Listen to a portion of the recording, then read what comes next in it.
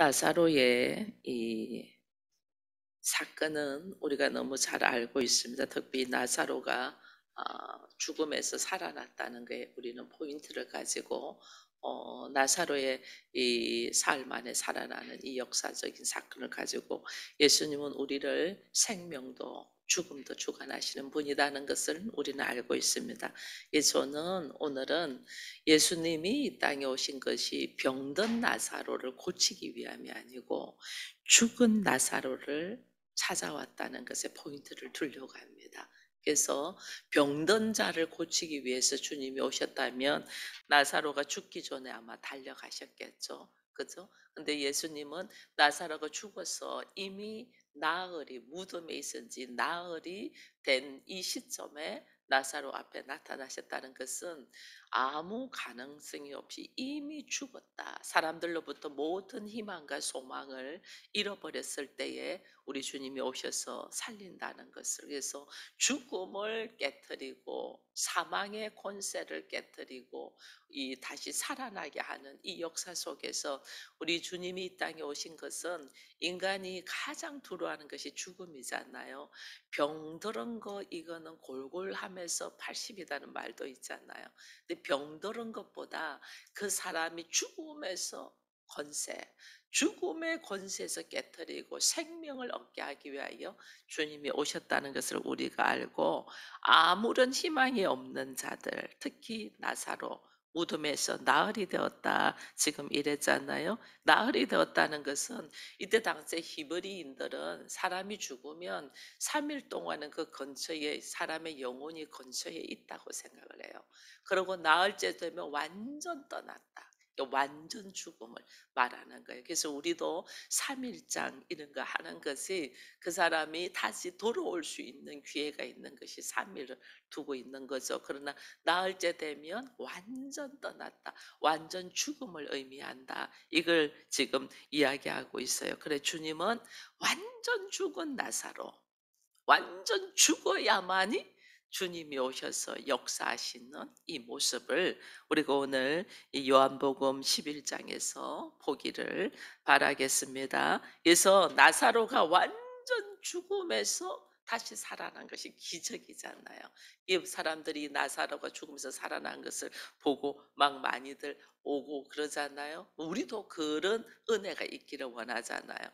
여러분, 나사로가 죽음에서 다시 살아난 것이 기적인 것처럼 우리도 죽음으로 달려가는 우리, 희망과 소망이 없는 우리가 예수를 영접하고 믿고 생명을 얻었다는 것이 기적이라는 것을 여러분 우리도 아셔야 돼요. 우리도 이 놀라운 은혜와 기적 속에 있다는 것을 알고 오늘 하나님의 말씀 가운데서 주께서 나사로가 죽음에서 살아난 이 사건 속에서 예수님은 무엇을 말씀하시고 싶어 하는가를 우리가 좀 알면 내 인생의 걸음에 우리가 너무 힘들어하거나 좌절하거나 너무 낙심하지 아니하고 걸어갈 수 있다는 것을 우리가 보게 됩니다. 여기에서 이제 그래서 우리가 예수께서 나와 함께 있음을 알고 주께서 오늘 나에게 주신 수많은 사건들이 있잖아요. 사건들 속에서도 우리는 나사로의 병만 고치려고 하는 것이 아니고 죽음에서 건짐을 받는 것을 보여준다는 걸 딱 알면 내 앞에 여러 가지 사건들이 있을 때 이 사건을 가지고 하나님은 뭐 하시려고 하나를 딱 깨달으면 우리는 감사가 딱 나와요. 범사에 감사. 내 안에 이 뭐하는 사건들 속에 감사를 잃어버렸다. 내가 지금 그러면 우리 앞에 놓여 있는 사건과 일들을 예수의 관점, 하나님의 관점, 하나님의 마음으로 보지 않냐고 내 인간의 눈으로 보기 때문에 감사가 잃어버려요. 나에게 왜 이런 일이 생길까? 우리에게 왜 이런 일이 생길까? 이게 우리의 인간적인 생각으로 보기 때문에 그렇게 나와요. 나에게 이런 일이 생겼음을 하나님은 무엇을 말씀하시려고 할까? 순간적인 사건만 해결하려고 하는 게 아니에요. 그들의 생명을 건지기 위하여, 사망에서 생명으로 옮기기 위하여 주님이 하신다는 것을 떡 알면 놓여있는 모든 사건을 다 수용하고 받으면서 하나님의 관점에서 하나님 관점, 예수님의 관점에서 딱 보니까 나사로가 지금 병들었다는 것은 문제잖아요. 사람들 속에서는. 이게 지금 마르다가 주께서 여기에 있었으면 우리 오라버지가 죽지 않았을 거다 원망 어린 말을 하잖아요. 근데 예수님의 관점은 나사로가 병들었다는 소식을 딱 듣고 이틀을 더 유했다 그랬잖아요. 이틀을 더 유하면서 주님이 하시는 말씀은 이 병은 죽을 병이 아니고 하나님의 영광을 위함이다. 하나님의 영광을 위함이다. 그러니까 하나님의 영광을 위하려면 어떻게 돼요? 나사로가 완전 죽어야 되잖아요. 우리 주님은 하나님의 영광을 위해서 나사로가 완전 죽을 때까지 기다리시는 거예요. 이걸 우리가 알면, 하나의 방법을 알면 우리의 걸어가는 모습 속에서, 인생의 삶 속에서 수많은 일들이 닥칠 때, 아, 하나님은 지금 내가 완전 죽기를 기다리시는구나. 이걸 딱 알면 내가 뭐 해야 되는가를 알게 돼요. 근데 우리는 이 병만 고치려고 하는 거예요. 주님은 죽음으로 가야만이 오셔서 사건을 해결하시고, 그 사건의 해결이 뭐냐면 나 기분 좋아라는 것이 아니고 하나님의 영광을 위하여, 이 일을 하기 위하여 주님은 일하시거든요. 근데 우리는 잠시 잠깐의 문제점만 해결해 주기를 원한다. 이게 하나님과 나와의 생각의 관점이 완전 다르기 때문에 내가 계속 고통 속에 있는 거예요. 그래서 주님이 하나님의 영광을 위하여 이틀을 더 유하고 나흘이 되는 때에 나사로 앞에 섰다라는 것을 우리가 보면서, 이 병은 죽을 병이 아니고 하나님의 영광을 위한다. 이 하나님의 영광이 뭘까? 여러분, 하나님의 영광, 내가 뭘 해서 하나님의 이름으로, 이게 아니고요.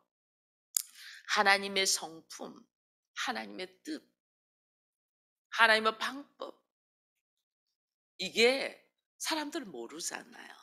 근데 하나님의 성품과 하나님의 뜻과 하나님의 대심을 이 땅에, 우리들의 사는 이 공간 세계에, 우리들의 시간 속에 하나님의 밝히 드러내시는 것이 하나님의 영광이에요. 그걸 누구를 통하여? 지금 이 본문 말씀은 예수께서 나사로를 통하여, 우리 현실 속에서는 하나님이 나를 통하여 하나님의 영광을 드러내, 내가 하나님의 영광을 나타내는 존재는 내가 열심을 해서가 아니고 하나님의 뜻, 하나님의 성품, 이것이 어떻게 나를 통하여 하나님을 밝히 드러내고 계시하고 이것을 선포하게 하기 위한 것이 하나님의 영광이에요. 그러니 우리들의 생각은 나사로가 아플 때 병을 고쳐주는 것이 우리들의 생각이죠. 우리들의 생각은 우리 가정에 문제가 있을 때 이 문제를 해결해 주는 것이 우리들의 생각이죠. 그죠? 하나님 계시면 내가 왜 이렇게 고통스럽고 힘듭니까? 그죠? 근데 하나님은 전혀 아닌 가운데서, 전혀 소망이 없는 것. 이게요, 저도 병에서 노인 받았잖아요. 3개월밖에 살지 못한다고 이 선고를 받았는데, 제가 지금 그 이후로 30년을 넘게 살고 있잖아요. 그러니 어떤 사람들은 오진이 아니냐 이렇게 말을 하거든요. 이게 뭐냐면, 인간은 그래요. 내가 조금 어 살아갈 만하고 잘 되면 그것이 나의 공로, 나의 수고, 나의 노력으로 돌리려고 하는 게 인간이에요. 그래서 하나님은 어떻게 하냐면 완전 죽을 때까지 기다려요. 이것은 하나님이 하셨습니다. 이때까지 기다려요. 저도 각종 병원을 다 다녔어요. 여기도 다니고 저기도 다니고, 제 몸을 실험 대상으로 내놓기도 하고 다 다녔어요. 나 하나님은 저에게 뭘 해도 안 된다는 걸 나로 하여금 딱 알게 하고, 제가 손을 딱 들을 때 하나님은 역사하셨어요. 이 우리에게 하나님이 일하시면 하나님의 영광을 드러내기 위하여 하나님이 일하시는 거지, 나의 사건의 문제를, 이것을 고쳐주기를 바라는, 하나님 생명을 주기 위함이지 병만 고치려고 오시지 않았단 말이에요. 이걸 우리가 늘 기억하셔야 돼요. 그래서 나를 통하여 하나님의 영광, 그 나를 통하여 하나님의 영광을 하려면 내가 할 수 있는 방법이나 내가 할 수 있는 어떤 것이 하나도 없어야 돼요. 그게 있으면 우리는 어떻게 내가 했다고 우리는 생각하고 말하는 것이 우리들의 기질이에요. 그래서 하나님은 완전 죽을 때까지, 완전 죽을 때까지. 이 사건 속에서 여러분 우리가 뭘 생각하냐면 예수님의 십자가. 예수님을 제자들이 다 따랐지 않나요? 여러분 예수님을 통하여 하나님은 이 땅에 사망의 권세가 장악하고 있는 이 땅에 하나님은 생명을 주시려고 하잖아요. 그래서 예수께서 이 땅에 오셨어요. 우리가 죽음에서 벗어날 자가 아무도 없잖아요. 인간이 태어나면 한 번은 다 죽으니까 그 죽음으로 말미암아서 또 그 다음에 심판이 있는데 오늘 여기도 말하잖아요. 심판인데 사람은 죽으면 끝이야 이렇게 생각을 하거든요. 그래서 하나님은 그 심판에서조차도 놓일 수 있도록 영원한 생명을 주시기 위하여 예수께서 딱 오셨는데 그 예수를 통하여 사람들은 뭐 하냐면 자기의 병고침, 자기의 유익, 자기의 안전, 자기의 평안을 위해서 예수를 따르잖아요. 제자들조차도 그랬어요. 제자들. 이 자기들은 내가 모든 것을 다 버리고 주를 따랐나이다 이렇게 말은 하지만 실질적으로 예수가 십자가 앞에 죽기 위하여 붙들릴 때 다 도망가잖아요. 아 이거 아닌가 봐. 다 도망가요. 우리 주님이 하나님은 우리 주님이 십자가에 죽을 수밖에 없는 거죠. 완전 우리들의 생각 완전 저분 쫓아다니면 내가 한 자리 할 거야. 왜 그게 제자들의 모습이었던 걸 우리가 다 알잖아요. 제자의 야고보와 이 요한의 어머니가 오셔가지고 우리 아들 좌측 우측 하게 달라고 이렇게 했잖아요. 이 저분 따라다니면 나한테 유익이 있을 거야 하고 따라다니 그조차도 다 깨뜨려야 돼. 다. 이 주님이 그냥 십자가를 딱 지시니까 자기들이 여태 하나님의 말씀을 붙들고 따라왔던 것들을 어떻게 하냐면 허무함을 느끼고 다시 갈릴리로 돌아가서 그들이 뭐 하냐면 고기를 잡고 있잖아요. 이게 우리들의 모습이라니까요. 우리들. 이 주님이 오셔서 마리아가 부활하신 예수를 제일 먼저 만나고 그다음에 주님이 오셔서 그들에게 어쩌면 마가의 다락방에서 기다리도록 성령의 역사가 기다리도록 하나님의 일하심을 기다리도록 그렇게 이야기하잖아요. 갈릴리로 가서 우리 주님이 만나 주시고 그다음에 마가의 다락방에 철저하게 성령의 오심을 그때부터 하나님의 영광이 뭐고 하나님 뜻이 뭔가를 알아가는 성령을 받고 알아가거든요. 그전에는 몰라요. 그래서 오늘 이 나사로의 죽음의 사건을 통해서 우리 주님이 완전 죽어야만이 되는 것을 그래야만이 하나님께 영광을 돌릴 수 있다는 걸 보면서 이것은 예수께서 나사로의 죽음과 함께 살리심은 우리에게 내포하는 것이 있어요. 그게 뭐냐면 주님이 십자가에서 완전 죽어야만이 그 다음에 부활의 영광과 함께 하나님께서 일하심의 사랑 그 크신 사랑이 뭔가를 딱 보여주게 되죠. 그래서 나사로의 죽음의 사건에서도 나의 문제의 병고침을 받고 노임받는 거에 매여 있지 말고 그 너머에 하나님의 일하심 그게 뭐냐 그 다음에 예수께서 진짜 죽으시잖아요. 그러나 그 다음에 부활과 함께 우리에게 어떤 역사가 일어나냐 죽음의 건설을 깨뜨리고 우리가 복음의 사람으로서 세워져 가는 이 역사가 일어나거든요. 그래서 나의 사건 속에서 이 죽음의 권세와 같은 말할 수 없는 고통이 있다는 것은 하나님께서는 거기서 사망의 권세를 깨뜨리기 위하여 예수께서 이 땅에 오셨고 이미 그 사망의 권세를 예수께서 십자가에서 다 쏟아 놓으시고 부활과 성천과 함께 우리에게 성령을 주셨다는 것을 딱 가지고 나로 하여금 이 눌려있는 나의 두려움 내 안에 있는 수많은 두려움 나의 생각 그것이 죽음과 함께 나의 수많은 선악의 지식으로 갇혀있는 생각들을 깨트리기 위하여 오셨다는 걸 딱 알아야 돼요. 그래서 내 앞에 딱 놓여 있는 일이 있어도 그 놓여 있는 일들 속에서 우리가 자기의 관점에서 힘들어하고 어려워하고 넘어지고 자빠지고 하지 말고, 그건 뭐예요? 이미 깨트렸잖아요. 예수께서 깨트리셨어.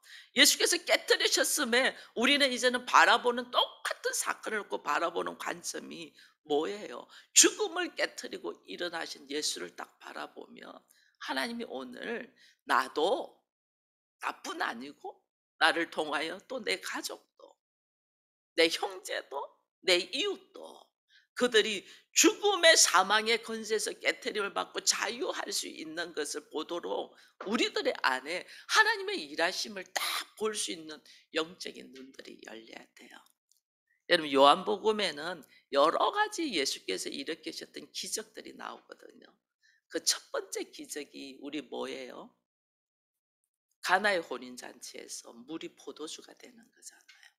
여러분, 가나의 혼인잔치에 물이 포도주가 되는 요한복음 2장에 나옵니다.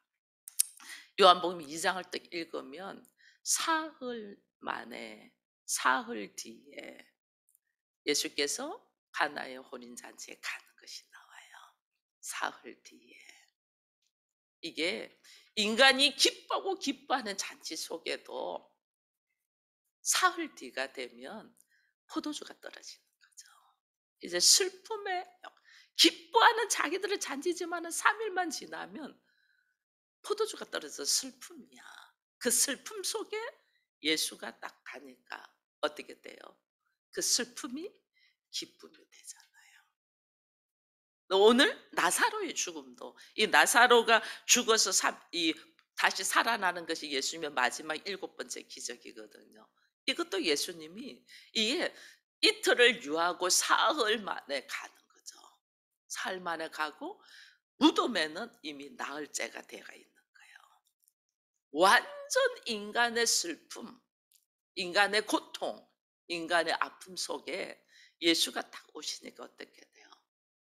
나사로가 살아나면서 새로운 역사, 상상을 초월하는 일들이 일어나잖아요. 하나님 오늘 우리에게 예수 그리스도를 통하여 나의 고통과 아픔과 말할 수 없는 죽을 것 같은 힘든 것, 이 사건 속에 주님이 지금 왜 이 문제를 빨리 해결해 주지 않아요? 왜 빨리 해결해 주지 않아요? 죽을 것 같은 이 고통에 있다. 근데 왜 빨리 해결해 안 해줘요? 뭐 하라는 거예요? 죽을 것 같은 고통에 머물러 있으면 안 돼. 완전 죽어야 돼. 그래서 오늘 여기 33일째 말이 죽으면 삽니다. 죽음. 내가 완전 죽어야 되는데 우리는 안 죽으려고 발버둥을 치는 거예요. 안 죽으려. 완전 죽을 때까지 예수님은 기다리고 있는. 모든 성경은 지금 그걸, 예수님도 사흘 만에 부활하셨잖아요.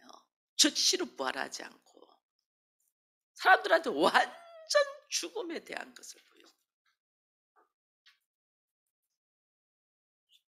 곧 아프니까 그 병만 고치려고 우리, 문제가 있으면 그 문제만 해결하려고 해요. 내 안에 수많은 막 죽을 것 같은 힘든 게 안 죽으려고 뭐 이렇게 되면 내가 막 어떻게 될까 봐 두려워서 어찌할 줄 몰라. 하나님은 완전 죽어. 완전 엎드려 죽으라는 거죠. 왜? 이 일은, 여러분, 이 일이 수치고 이 일이 아픔이고 이 일이 고통이 아니라 이 일은 뭐 하기 위함이다? 하나님의 영광을 드러내기 위함이다. 예수가 십자가에 죽으시는 것이 사람들한테 말할 수 없는 고통이고 두려움이었어요. 왜냐하면 자기의 모든 것을 내려놓고 예수를 쫓았기 때문에. 그 자기의 희망, 자기의 소망이 예수가 십자가에 달리면 끊어지는 거잖아요. 그래서 베드로가 주여 제발 부탁이니 그런 말 좀 하지 말라고, 죽는단 말 좀 하지 말라고 그랬잖아요. 이게 뭐냐면 자기의 희망이고 자기의 소망이에요. 우리의 희망, 우리의 소망 완전 죽어야 돼. 그거 잃어버릴까 봐 우리가 지금 다 전전긍긍하고 있잖아요. 근데 이게 나의 인간의 모습에서 오는 선악의 짓이기 때문에 이걸 완전 끊어버리고, 옳습니다. 당신이 옳습니다. 나는 죄인입니다.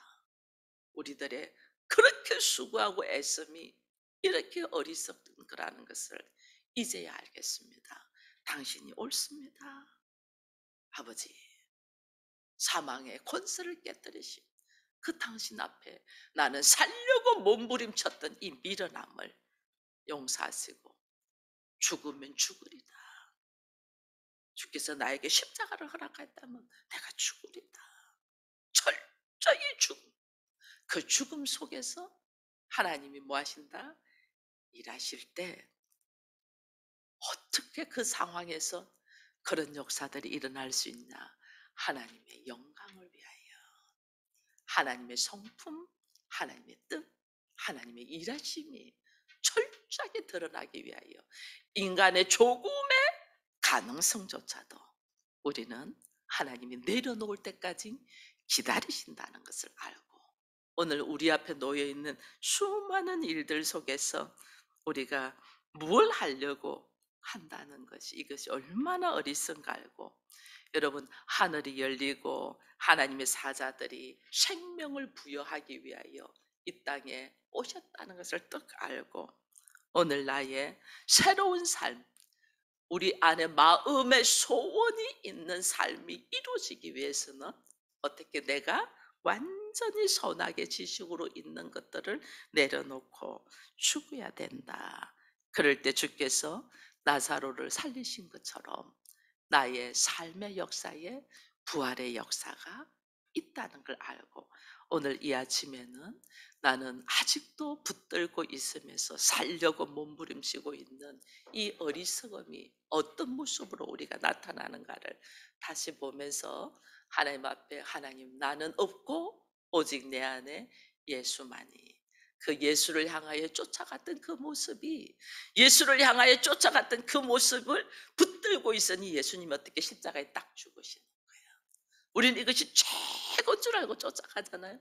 근데 주님이 십자가에 딱 죽을 때 내 안에 오는 모든 절망과 좌절과 이 말할 수 없는 고통 속에서 완전 내려놓음이 예수 그리스도로 통하여, 그 그리스도의 영으로 통하여 다시 새로운 역사가 일어난다는 것을 우리가 깨달으며 신앙생활 속에서 내가 어느 걸음쯤에 있나를 볼 수 있는 우리가 되기를 축원합니다.